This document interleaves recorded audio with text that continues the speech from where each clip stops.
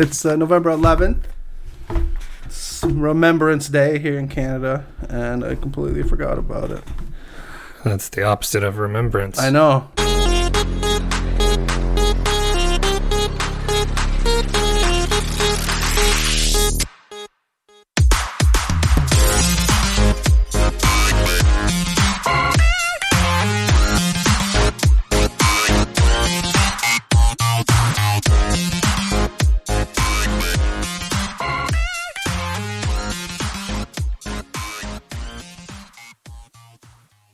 Hello and welcome to REKT Podcast. I am Bunchu alongside my esteemed colleague and co-host, Chamber. Chamber, how you doing, buddy? Doing pretty good, man. You know, it's November. I'm surviving. I actually it was a big week for me today, or this week. A big week for you today. That's how 2020 feels for everybody. Absolutely. It's been a long year this month. Yeah, it sure has. I actually put together a resume on Monday. And that was the first time this is sad news. It's kind of sad, man. I thought you were full-time crypto. I am full-time crypto. It's just like a backup. It's just, it's a safety school. You know what I mean? Yeah. But it's the first time I had to do a resume since 2008. Wow. Isn't that crazy? Yeah, that's pretty wild. I'm like, I didn't even know how to do it. I found this great, I went online and found like this great, I think it's called Resume Nerd or something like that. FakeMyResume.com. Yeah, exactly. Make freedoctorate.com. Yeah. But I think it's called like Resume Nerd or something like that. And man, it took me like 20 minutes. It took no time, and it like made it really, really nice. That's nice. I've never heard of such a service. It was fantastic. Yeah, totally. 20 minutes. It like, you put in the different jobs you had, and then it gives you bullet points for those jobs. What? And you just click on the ones that apply. Yep, that one works, that one works, that one works, that one works. Huh. It's terrific. That's pretty interesting. You don't have to make up any of the fluff. It's already there for you. Wow. Pre-fluffed. It's already fluffed. Mm-hmm. Huh. So that was a big thing on Monday. Talked to. So are you applying? Have you applied for jobs I had a yet? meeting with. What are with you trying to do here? So I had a meeting on Tuesday with a job search agency. Yeah. Where they find sales executives and stuff like that for a head doctor, headhunter. Yeah, head doctor. Yeah, like a headhunter company. Yeah. So I had a meeting with them on yesterday, and that was about it. And then after I had that meeting, I'm like, that's a good week. I feel like I put in a good amount of work for the week, and now I'm going to take the rest of the week off. I feel like I've done more in like 2 days than I had in the last 4 months. But yeah. Well, I mean, hasn't all this time off made you feel like actual employment is a scam? It's weird because if it was a normal, like if it was a normal world out there, I might feel different. But because like everybody's still kind of in like Rona lockdown work wise, you're like, it's like not, you're still, I feel like I'm not missing out on, all the fun stuff that comes with work. Cause as much as we hate working, like there's some stuff that I love. Fun stuff comes along with work. Are you? I like going on business trips. I like traveling a lot. A thing popped up on my phone saying I was in Nashville a year ago today, or, I think it was yesterday. Like, oh yeah, I miss Nashville. I wish I was there right now. Maybe not, but with Rona and everything, but it was Nashville. It was a good time, and I miss taking business trips. And like, I won't be going. I do not. No, like I want. No, absolutely not. Never have me do it again. I will live the rest of my life from my little town and my house, and you guys can all eat it. I don't care. No, I'll pass. Yeah, so that was about it. And then I guess I broke. I tweeted out the other night or the other day. I broke my bong and my fridge on the same day, and I had to go buy a new bong and a new fridge. And I thought it was very weird that both of those things broke on the same day, because one usually leads to the other. You know what I mean? Right. Of course. Yes, of course. goes. You hit the bong, you go to the fridge. You go to the fridge. Yeah. Right. And they both died on the same day. So I got a new fridge. It's coming. Like, fuck. Hard to get a fridge these days, man. Everything was like, 2 months out, 3 months out in some cases. But I found one that was, it's going to be delivered next Thursday. Wow. I had to pay, I had to get kind of like the higher end one. So I feel like I spent too much on a refrigerator. Like, what do you think a good price for a fridge is? Don't ask me. I have no idea. $2,000. I feel like that's a lot. No, for like a good. I don't know. That's because that's what I paid. I'm like, ooh, that seems like a lot. Yeah, well, any of those appliances that you take for granted are very expensive. Like I bought a dishwasher not that long ago. I feel like it was like $600, maybe $800. Well, I just based it off. I bought a washer and dryer last year, What'd that cost and I you? bought a pretty, I would say, cheap version of one. Like I went as medium range, and it cost me $1,400. That sounds right. Yeah, so like a really But that's nice two one appliances. I guess I don't they're know. kind of treated as one. They come as a set. That is true. But Can't do one without the other. anyway, so all right, you're back on the employment train. Yeah. I feel bad for you. You've had a nice run. Like, I mean, it's not over yet. Maybe you can make yourself. Maybe you can make yourself self-made by the time this is over. Hey, you never know. Have to go back, but I apparently have a face that says "make fun of me for being fat," so that's new. Why? I got wouldn't made fun of 3 times in the same day for being fat. What? By people I didn't know. I mean, I would People not. I didn't know. That's ridiculous. So, like, I mean, do I just have a face that says, "Hey, it's okay to make fun of me. Fuck me." Maybe you're like the fattest skinny guy, where it's just like you're not fat, so it's okay to make fun of. It's like making fun of somebody that's kind of ugly. They're not fully ugly. You wouldn't make necessarily fun of a really ugly person, like you wouldn't make fun of an actual fat person. So maybe you're just at like the at the level of like people don't make fun of me because I'm fat because I think I'm a little too fat. You know what I mean? Well, I mean, I am too. I weighed myself yesterday after the fact, and I turns out they're right. The So jury maybe was they correct. weren't making fun of me as much as they were giving me an actual suggestion about my life choices. Who was making who are these people? Like where were they making fun of you? How about this one? The starter on the golf course. How about that one? Like this fucking guy. Are you kidding me? The starter on the golf course. Oh God, miss me with that. I was so pissed. I'm out here trying to enjoy a nice, relaxing round of golf, and you're over here giving me, not allowing me to enjoy the hot dog afterwards. You know what I mean? My God, not even letting me get on the tee before. That's crazy. So I'm. In other news, I joined a gym. Did you actually join a gym? Yes, yesterday. Good for you. Yes. Fuck that. I probably should, but I'm kind of tired and lethargic, and I don't want to do that. That's me too. And I have literal better things to do than waste my I time. don't. I really don't have better things to do. I probably could fill my time up with the gym. So that's what's going on in my life since the last time we spoke. So, shall we get into the crypto? Yeah, let's do some crypto stuff. All right, let's get to the news.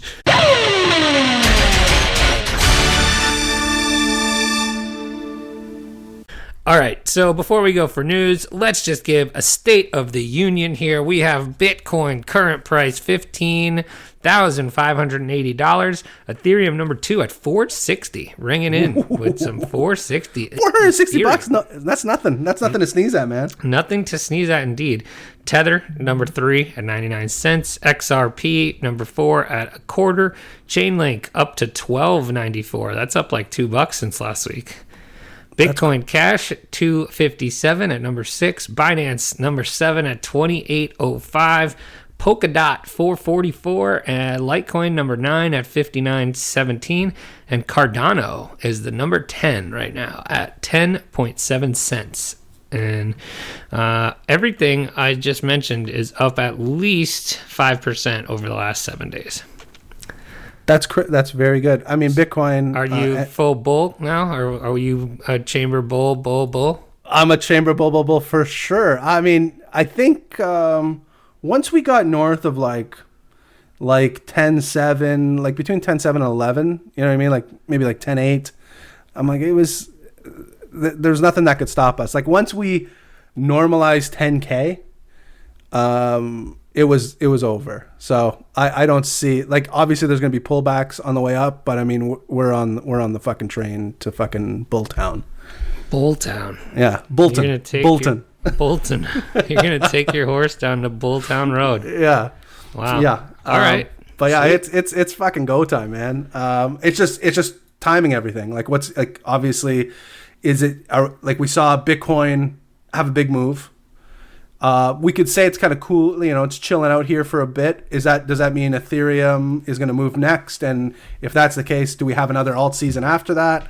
Or is it going to be Bitcoin, Ethereum, then Bitcoin again? Like, is Bitcoin just going to melt faces? And so it's getting that timing right. It's you know, figuring out, being flexible, and then obviously taking advantage of the opportunities, because we can still get wrecked in a bull market. I mean, you probably won't, but you know, you want to maximize all those potential gains. You still can, talking from experience.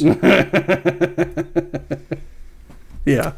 Well, anyway. All right, you got a news story. I got for a us? news story here for you. So I added this one in. I mentioned before we started recording. I think this news is bigger than when I first read it. So I'm going to start with it. And if I'm wrong, I'm wrong. But if I'm not wrong, then it's the correct news story to start with. This is from the Block Crypto. Ethereum infrastructure provider Infura is down. Crypto exchanges begin to disable ETH withdrawals. So that seems ominous right off the hop here. Ethereum infrastructure provider Infura is currently facing a service outage, causing a delay in price feeds of Ether and ERC20 tokens of some services. Quote, we are currently experiencing a service outage for our Ethereum mainnet API. Our on-call team is investigating and working to restore service functionality. This is from the Infura status page. The issue started today at 8:12 UTC, which is probably early morning for us, is my guess. I feel like that's in the middle of, like 3 or 4 in the morning, our time. The outage has also caused crypto exchanges, including Binance, BitThumb. I always forget what to call it. BitThumb? That's what I call it. That's what people call it. You have now made the switch. BitThumb, so including Binance, BitThumb, to disable ETH and ERC token withdrawals. I mean, that's fucking huge. The popular Ethereum wallet MetaMask is also having difficulties since Infura is its default service provider. Both MetaMask and Infura are owned by Ethereum development studio Consensus. This is big.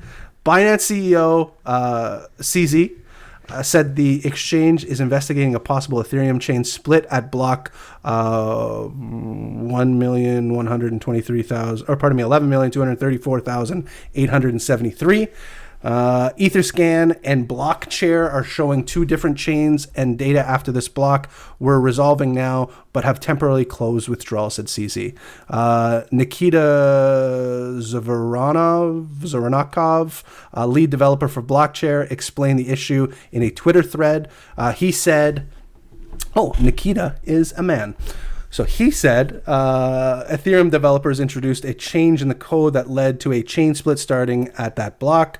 Those service providers who didn't upgrade their nodes, such as Infura and Blockchair, got stuck in a minority chain. Okay, maybe it's not as bad as I originally thought.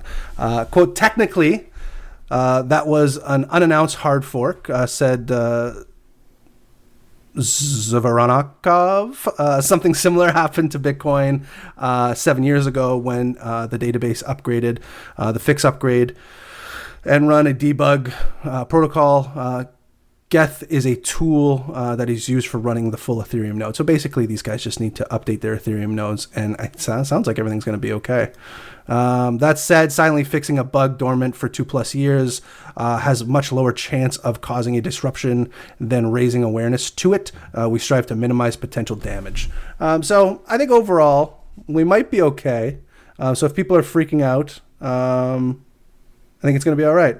CTO for Bitfinex told the Block that crypto exchanges should run their own Ethereum nodes. Quote, while Infura is offering an important service to crypto industry, exchanges should not fail to tap trap of defending their centralized parties while being in a decentralized industry like crypto. So they're saying, hey, you guys should just run your own nodes and we won't have this problem. Okay. So, bro, run your own node. Bro, do you not even run your own node? Bro, you even run your own node, bro? So, a lot of people are talking about it. Might be fixable.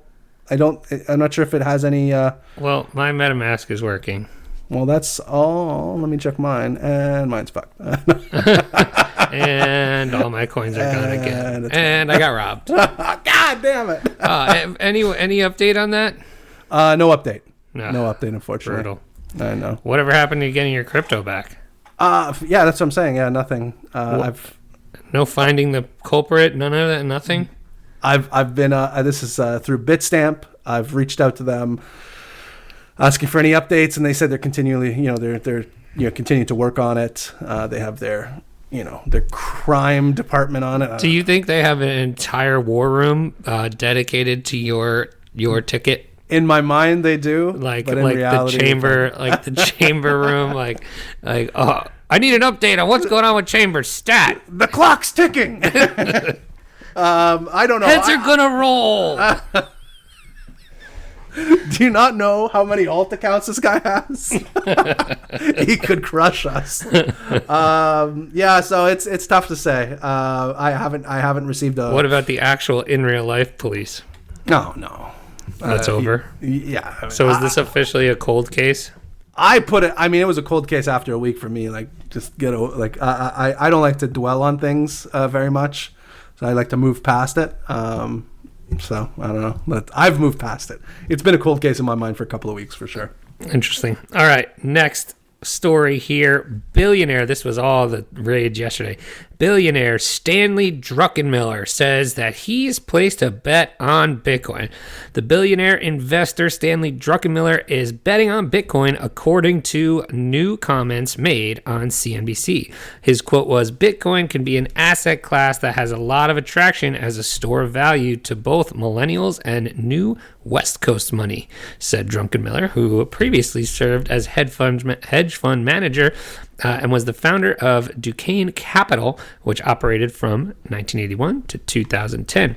Druckenmiller highlighted the growing stabilization in the Bitcoin market since its launch 13 years ago, comparing the act of investing in Bitcoin to investing in gold. I own many more times gold than I own Bitcoin, but frankly, if the gold bet works, the Bitcoin bet will probably work better because it's thinner, it's more illiquid. He probably meant to say liquid, and has I think it means it's more illiquid. No, I mean, there's not as much liquidity out there than gold. I guess. I think market cap determines liquidity, right? I guess. I don't know. I'm not sure. And has a lot more beta to it, he said. Ooh. Correlation between gold and Bitcoin is trending upwards in recent weeks, though it's still far from its August high. The two followed a similar trend this morning when both Bitcoin and gold dipped more than 5% after promising news from Pfizer and BioNTech on their COVID-19 vaccine. Interesting. Yeah, I don't know. Billionaires talking about I mean, it's not the first one we've heard. We've seen some people a few years ago say one thing about Bitcoin and are now saying something completely different, and this is just another one. It seems to be once we get somebody tweeted the other day like the final boss is what's his name when we convert who's the old guy? Can't think of his name now. Warren Buffett. That's fine. That's the final boss. He'll be dead before then. He'll be dead before then. I was thinking Mark Cuban. I feel like Mark Cuban's in. No, I think he is not in. No, is he not in? I feel like he's a guy that owns some Bitcoin. I'm pretty sure he's on the record as not in. Oh, he is not a Bitcoin bull. I don't think so. Let me fact check that really quickly. But it just seems like he's the type of guy that would be. I remember like last year. I know we've talked about him. But I, for whatever reason, I just assumed it was in a positive way. But it could very well be in a negative way. April 20. April 21, 2020, there's a article from Forbes.com. Billionaire investor Mark Cuban isn't a fan of Bitcoin, saying he'd rather have bananas. And that's all I mean, I don't know the banana market that well. That's all I need to read on that. Yes. The Bitcoin price has lost around 16% since Cuban's comments, while bananas are still going for about the same. Amazing. Proving Cuban right. Hey, when you're right, you're right. But I have to imagine since then, we've been doing much better than bananas. Cuban said he'd support Bitcoin if it were easier to use and if it could be spent without having to convert it to fiat. What about that for a shirt, by the way? Like Bitcoins, better than bananas. Yeah, we're onto something there for sure. I think there's something. I agree. Right. Oh, I got it. I get it. It's there's always money in the banana stand, and it's the banana stand from Arrested Development with the Bitcoin logo. Yeah, with the Bitcoin logo on it. That's the shirt right there. That is the shirt. I'm making a note of that. I'll work on that later today. and you just spell banana with the Bitcoin B. Yeah, absolutely. There's always money in the banana stand. I love it. And then we send one to Mark Cuban. I don't know how that doesn't work for us. I mean, that's it, right? That's how we become minority shareholders of the Dallas Mavericks. Yes, there we go. Yeah, we can meet Luka Doncic. It'd be great. Honestly, probably my favorite non-Laker player right now. I mean, how could he not be? Fuck, he's so good. He's very good. Very good. All right, you got another one for us? I do have another one. This is from The Block. Gary Gensler. A lot of people don't know who he is, but he chaired the Committee for Futures Trading Commission, so the CFTC, during the Obama administration. He will lead the financial policy transition team for projected U.S. President-elect Joe Biden. So Joe Biden, I don't know what side of the aisle you fall on, but more or less President-elect. At least that's what I'm hearing from the media. So take that with a grain of salt, if you will. But he, in his transition team, has brought in Gary Gensler, who is a big crypto guy, pro crypto. So a lot of people were worried about Joe Biden and his effect on Bitcoin. And right out of the gates, we have somebody that is definitely pro crypto. So CoinDesk confirmed the move today after the Wall Street Journal reported on Friday that Biden was expected to bring in Gensler. As a CFTC chair, Gensler oversaw substantial reforms to the financial derivatives market. He mandated under the 2010 Dodd-Frank Act. Thank you for the coffee. Sorry, my wife just brought me coffee. Always during the news, and I appreciate it. I feel like that's a stereotype now. Probably is. But more relevant to cryptocurrency users, in his most recent posting at MIT, where he is a professor. Fuck, you got to be smart to be a professor at MIT. He's a professor of global economics at the business school and a senior advisor to the MIT Media Lab's influential digital currency initiative. While at MIT, Gensler has become known in crypto circles for his savviness about cryptocurrencies and blockchain and his opinion on the regulatory status of certain currencies, including XRP, Ether, which he has once suggested both might be securities, which they probably are. So that's it. Yeah. Pro, we got a crypto guy on the inside. So, wow, that's pretty good. That's pretty good. Yeah. Yeah. I mean, I can't see it being bad, right? Well, maybe. I mean, look, anybody that's pro crypto is good for us. So. Have you tweeted congratulations to Joe Biden for becoming the president-elect? By the way, no. Why would I do that? Well, you gotta commit. No, I don't, and I wouldn't tweet congratulations Donald Trump for becoming the president. No, the second term either. I'm calling you out like CNN called out everybody that hasn't. I didn't even know that was a thing. Is that what's going on now? Yeah. But I thought everybody has. I thought that's what we got. Didn't we get last Saturday? He came out. He did his little. Yeah. No, but like some Republican senators and congressmen and congresswomen haven't said or not congratulated, but basically accepted the fact that he won. Well, I feel like accepting and congratulating are two different things, right? I can accept that he won without having to, congratulate. Right. No, but apparently people aren't even doing the accepting part either. Well, there's a whole lot of cope going on. There's so much.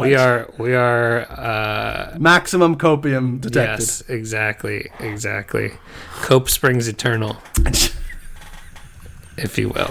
Yeah, it sure does, doesn't it? I mean, it's all over. It's still all over the timeline. You got blocked by a very popular crypto podcast on our behalf. Thank you very much. You're welcome.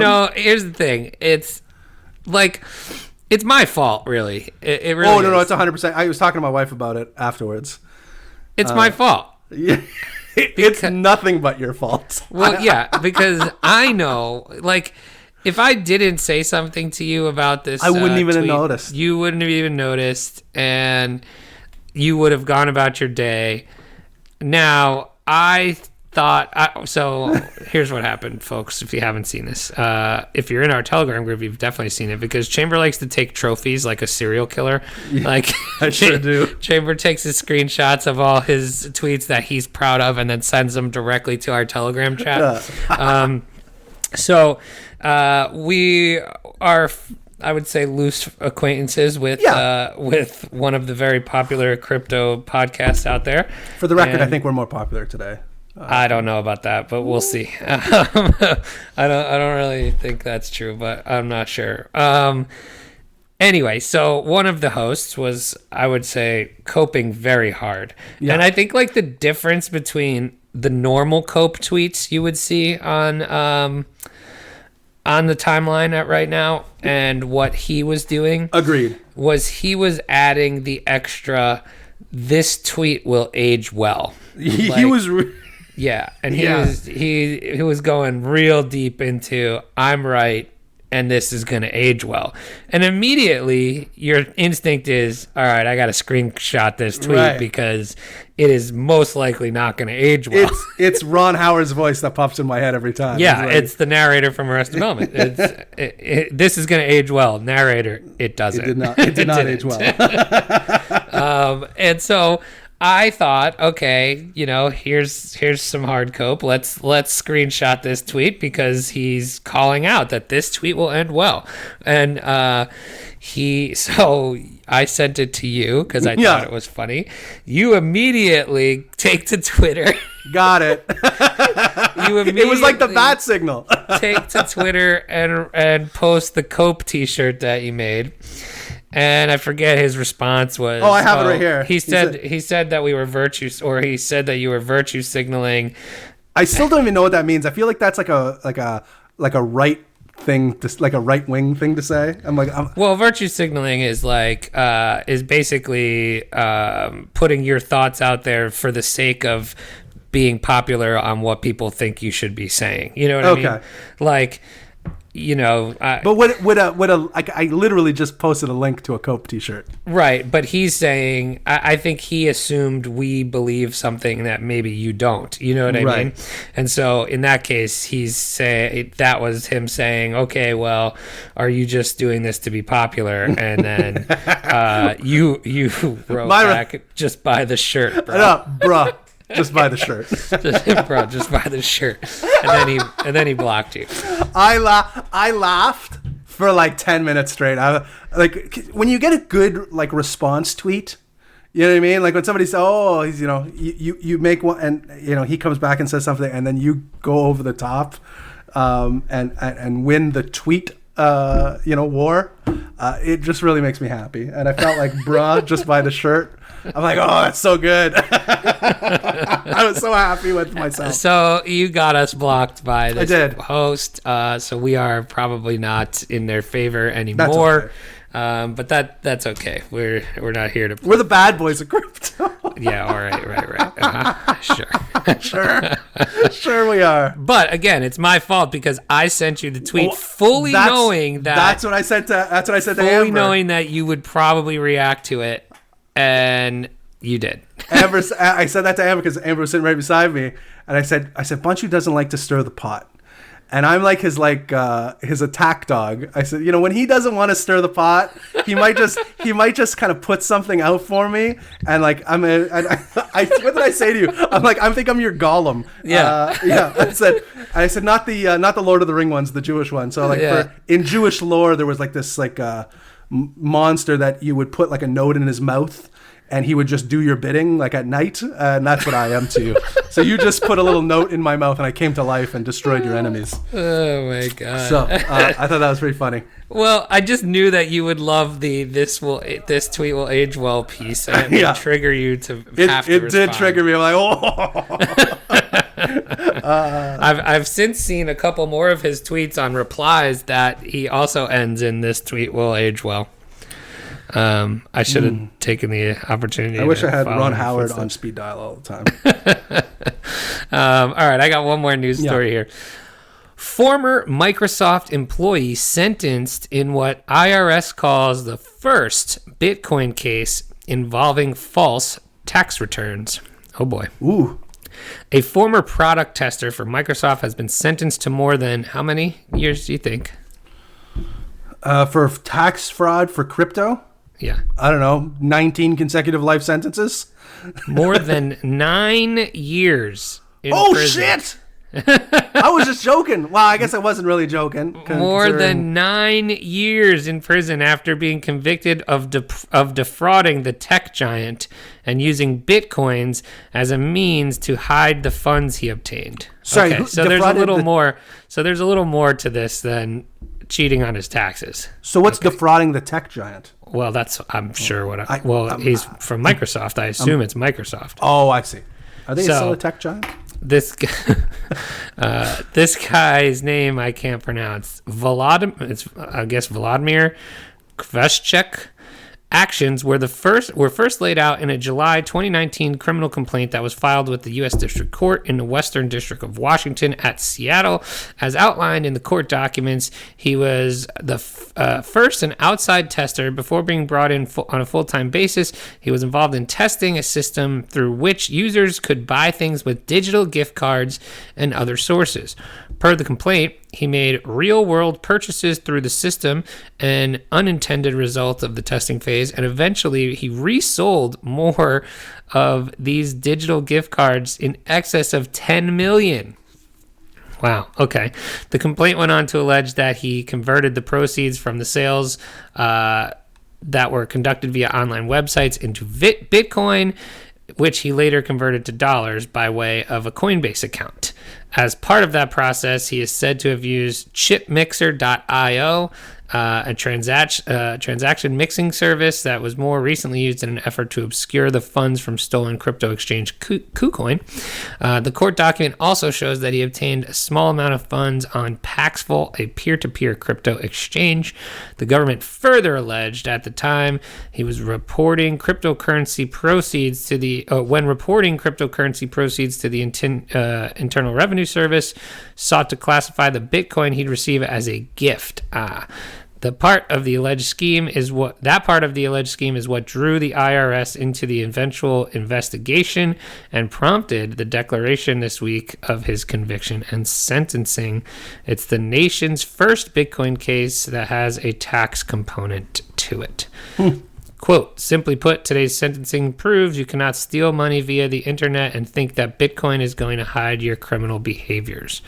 Our complex team of cybercrimes experts with the assistance of IRSCI's cybercrimes unit will hunt you down and hold you accountable for your wrongdoings.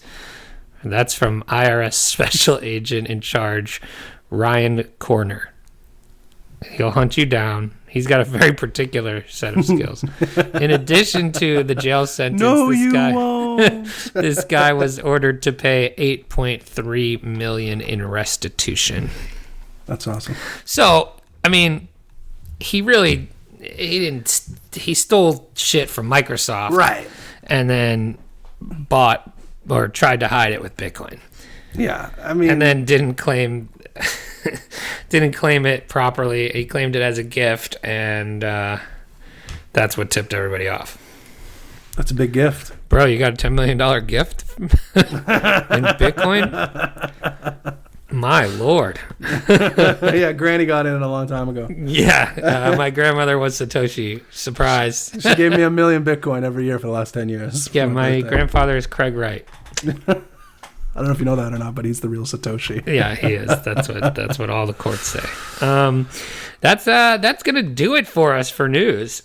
We have one more segment here, and it is, we're sports guys. I'm probably more of a sports guy, I would say, in general than Chamber, but Chamber likes his fair share of sports. One of them being golf.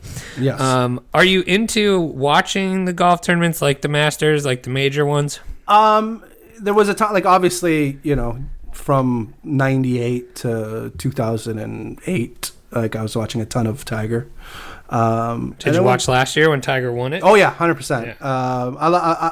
I just like greatness, and I mean, that's why you're partners with me. I didn't want to say it like that, but you're 100% correct.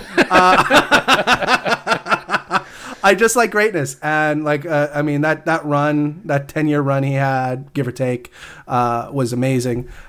When he started to fall apart, I didn't watch as much, but there are a ton of, like, I liked Rory a lot, like McIlroy.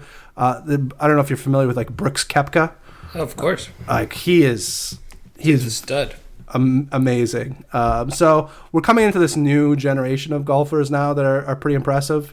Just a lot more physical training. Like, I watched golf in like the late 80s, early 90s and, with like Tom Kite and Colin Montgomery, Lee Trevino and stuff, right? Sagan, and they didn't get made fun of by the starters, but I fucking do. You're in much better shape than those fuckers. Yeah, exactly. Actually, one of my favorite golfers to this day is still what's his name? The big fat guy.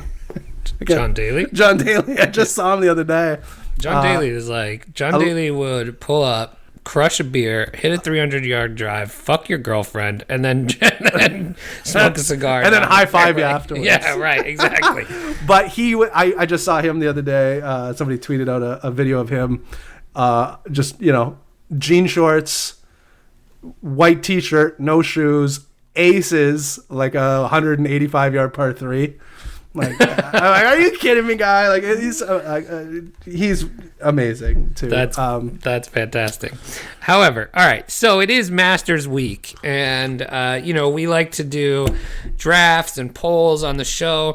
One of the traditions of Masters Week, if you are familiar or not, is the winner of the prior year puts on a dinner for everybody participating in the upcoming Masters. So Tiger Woods won last year, and so it is his obligation to put on the dinner for the field this year, and they get to pick the menu. So we are going to draft or put out our Masters meal.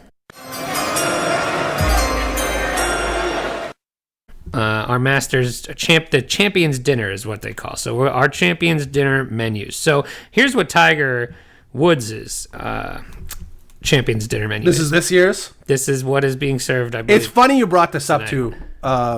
You brought this to my attention this morning about this is what we should do for a game. I think yesterday or the day before, I was thinking about Masters dinner, and specifically Tiger Woods, and how, I don't know if you remember this was a while ago, I think it was like 97, 98, where Fuzzy Zeller made the infamous fried chicken comment to Tiger Woods for his Masters meal. And I started thinking, I'm like, could you imagine if that happened in 2020? No, he'd be canceled completely. It was, he got kind of canceled. I had to read up on it, but Fuzzy Zeller like lost a bunch of like sponsorships after that, and that was like late 90s. Wow. So it was a pretty big deal. But I thought, like, could you imagine somebody saying that at the time? That's terrible. So when you sent me the thing, I had to look real close to the menu. So what's on Tiger Woods' Masters menu here? For his appetizer, he is serving what they're calling the Augusta roll: tempura shrimp, spicy tuna, avocado, eel sauce, tempura flakes, pickled ginger, wasabi, and soy sauce. Sounds pretty good. That sounds very good. For the main dish, prime steak and chicken fajitas. Wow, he's going with the fajita.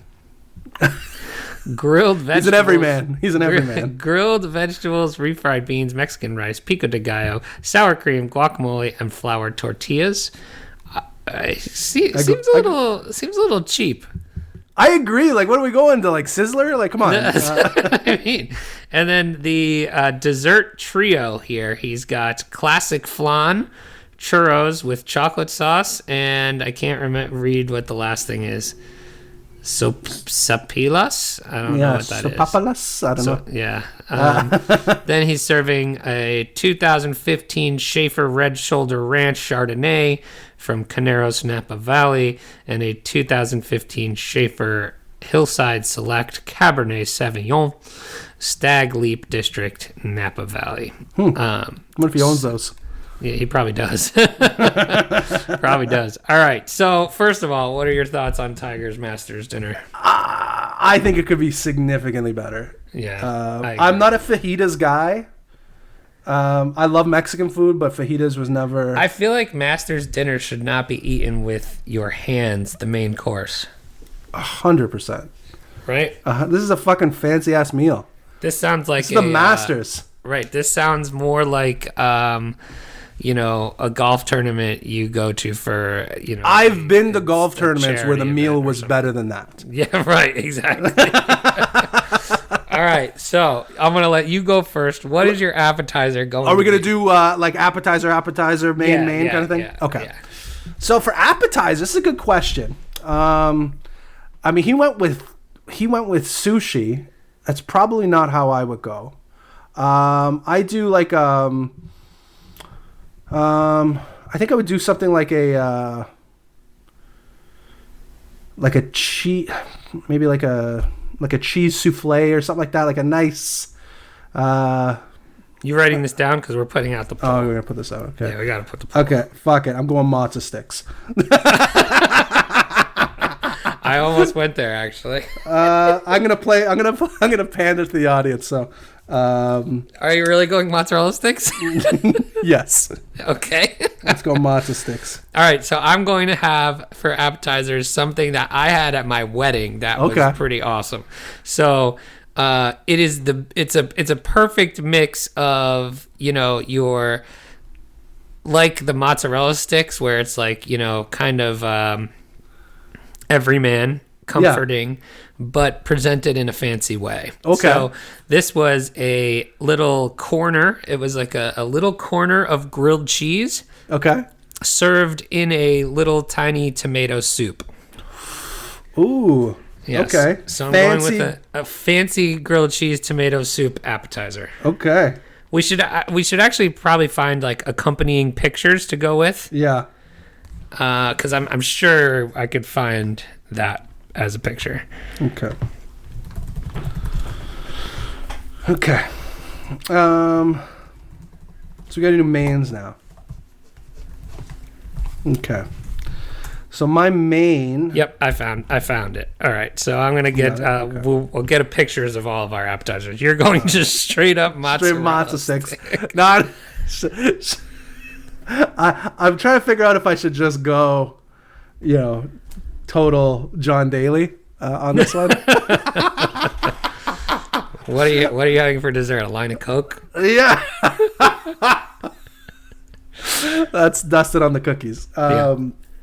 So yeah, I'm gonna go with because I don't think John Daly ever won a Masters. So I'm gonna, in my mind, pick what he would want. And I'm gonna go with some Nashville hot chicken. Wow. Okay. All right. Yeah. That is some fucking delicious stuff, and I'm pretty sure Johnny would like that.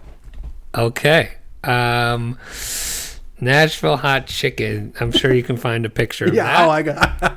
Okay, hold on. I'm going to send you this picture of my first meal now.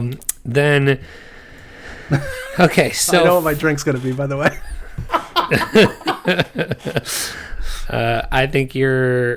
I think your drink should be the tears of your enemies. Oh, they're always the sweetest. All right, so I'm going with a classic. I mean, it's fancy enough, but it's all like it's fancy, but it's going to be, perfect for everybody. Unless you're a vegetarian, then you'll have to bring your own option. Yeah, I'm going with the tomahawk steak. I feel like, I would never get a tomahawk steak. I think it's. But see, like that's the thing. It's like you wouldn't order it for yourself. That's true. And that's why I'm going with it. It's not something I would order for myself, but mostly because of the expense, right? I also feel like, what's the meat? Isn't it just like a sirloin? Well, go look Or at ribeye? my picture. But what's the cut of beef though? You know what I mean? The tomahawk. No, but it's only a tomahawk because they keep the bone in. You know what I mean? Right, but it comes from the tomahawk. Doesn't really? No, you're fucking with me. It's the tomahawk part of the cow. It's actually a rib. That's where the wound goes. That's where the wound happens. That's where they got tomahawked to death. It's a ribeye, I believe. It's a ribeye? Yes. All right, tomahawk steak. So I'm going a ribeye. It's a fancy tomahawk fucking steak, though. Yes, it is, and that's why I'm going with that. All right. Okay. Dessert time? Dessert time, yes. I'm gonna go with hot fudge sundaes. Wow. All right. Hot fudge Any sundaes. specific type or just a straight No, up? just your typical hot, vanilla ice cream, hot fudge, some peanuts. Now, if you maybe. had some creativity in your choices here, you might do like a make your own sundae bar. Like that would be John Daly-ish. John Daly wants to make his own sundae. That's true. All right, so let's do that. Let's do make your own sundae bar. Okay, yeah, I feel like that's more John Daly. If you're going just straight for that. All right, and then my final item here will be. This is one of my favorite desserts. I'm going with a creme brulee. Ooh. Creme brulee as my dessert. So I have the tomato soup, grilled cheese, shooter-ish type of thing, a tomahawk steak, creme brulee. You have mozzarella sticks, Nashville. Don't we have to pick our drinks? Chicken. Yes, we will get there. All right. And then, and what was your dessert again? Make your own sundae. Make your own bar. sundae bar. Okay, got it. All right, what's your drink? My drink is Southern Comfort and Coke. With a pack of cigarettes. That's what you get for the drink. You get a complimentary pack of cigarettes. So, man. Southern Comfort and Coke and a pack of cigarettes. I'm going to go with assorted craft beer options because I am not a wine guy. Craft beer. All right. Yeah. I like assorted it. Craft Yours beer is options. the better. I don't know if yours is better. I mean, I like judging mine by too. the way all these polls go, you will go into this poll thinking you're going to slaughter me, and I will win. Maybe, you know what? Yours has the comedy factor this time though. And so mine's the everyman pick, I think. Mine's the Joe Every guy. You know what I mean? Yeah, I mean, but see, like that's the thing. You just made fun of Tiger for doing that. No, Right? his is more. Like Tiger, He you didn't just lean said into he's it enough. going to Sizzler. I feel like Tiger just dipped his toe in it. He didn't go full. You know what I mean? Like he didn't fully commit to it. You know what I'm saying? He tried to keep it fancy still. Yeah. You know, I feel like you need to fully commit to it, and I feel mine is fully committed. Yours is better than Especially Tiger's, with the though. pack of cigarettes. He loves smoking so much. Love Johnny. Hold on, there I'm you go. going here really quick. This is from April 7th, 2020. This is an article that says 13 curious Masters Champions dinner choices. Oh. Bernard Langer in 1986 went with Wiener Schnitzel. Well, he's German, I think. Bernhard Yeah, what's wrong with that? Yeah, that's a good one. It's pretty good. Sandy Lyle in 1989 went with haggis. He must be Scottish. That's rough. That's rough for everybody else. Yeah. Chicken cacciatore, Fred Couples, 1993. All right. I don't know how that's questionable. I don't think that is. Here you go. Oh, see, okay, so Tiger must be known for this. Okay. 1998. Cheeseburger, fries, milkshake. That's what you like. I like that one. I think that was his first one. I think he won that in 97. The caption says, it's not a coincidence that the youngest winner of the Masters essentially served a kid's meal. Yeah. I think that was his first one from winning the 97 Masters. Yep. Okay. So there you go. So Tiger must have a knack for doing this. Chicken Penang curry, Vijay Singh. Okay. 2001. Elk and wild boar, Mike Weir, 2004. Mike Weir, the great Canadian choker. Lobster ravioli, Phil Mickelson, 2005. That seems all right. That doesn't seem weird. Yeah, no. Here you go. Chicken and beef fajitas, Tiger Woods, 2006. Bring it back. And 2020. Loves fajitas, man. Loves fajitas. Tiger graduated from burger and fries to steak, chicken, and sushi in 2002, 2003, and then in 2006 he served fajitas with Mexican rice and refried beans. That's hilarious. Okay, so it's the same thing he's been serving essentially. I like it. All right, Tiger. Good for you, man. Veal ossobuco ravioli, Zach Johnson. South African veal ossobuco, that's fucking bobo delicious. tie. South African bobo tie, Trevor Immelman. Argentinian barbecue, Angel Cabrera. Spanish seafood paella. Do you remember Angel Cabrera's nickname? No. The Duck. I forgot how to say it in Spanish, but that's what it was. Ew. Adam Scott, 2014. Morton Bay Bugs. Gross. Bugs? Yeah. Fucking right. Good for them. Yeah, that's it. So those are some of the others chosen over time. I think mine stands up pretty well. Yours is a great meal. Yeah, I think I would eat yours. I would also eat mine though. Mine comes with cigarettes, so that wins for me. Alrighty, that is gonna do it for us. Anything before we get going? No. Check out. Oh, the new. Is it ready to go? It's fucking live, man. We just it went live overnight. Awesome. REKTpodcast.com. We just finished creating the new website. It's pretty good. I think you guys will like it. It's got you can listen to the show there. You can anything we're doing there is on there. You can write to us. You can check out our Twitter feed, Instagram feed, all that fun stuff. You can get merch there. It looks pretty slick. We had a good friend of the show who helped with the CoinHQ website create this one. This one give him a shout. Yes, I'll get it's DJX, but I'll get you his exact Twitter handle. It is DJ Jimenez, I believe. D Jimenez. So it's DJX at DJX777. Super great guy.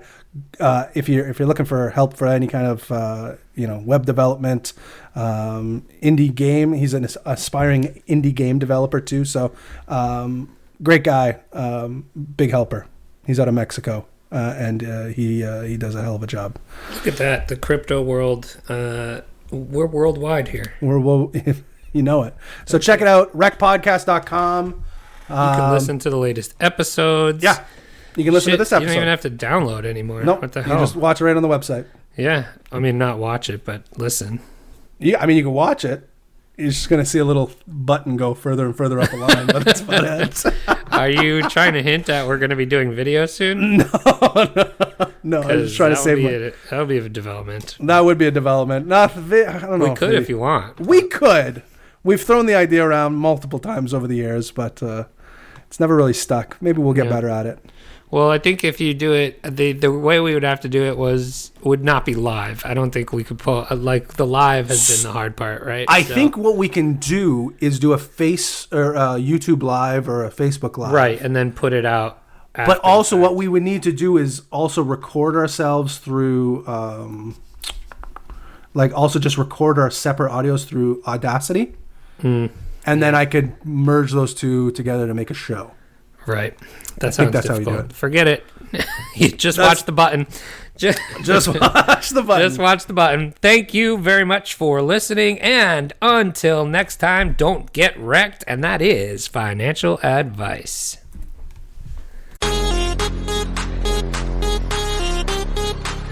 Hey, everybody. Thanks for listening. You can help support us by giving us a 5-star review on Apple Podcasts and become a REKT patron by signing up for a monthly tier on Patreon.com. That's patreon.com/REKT podcast. Don't get wrecked.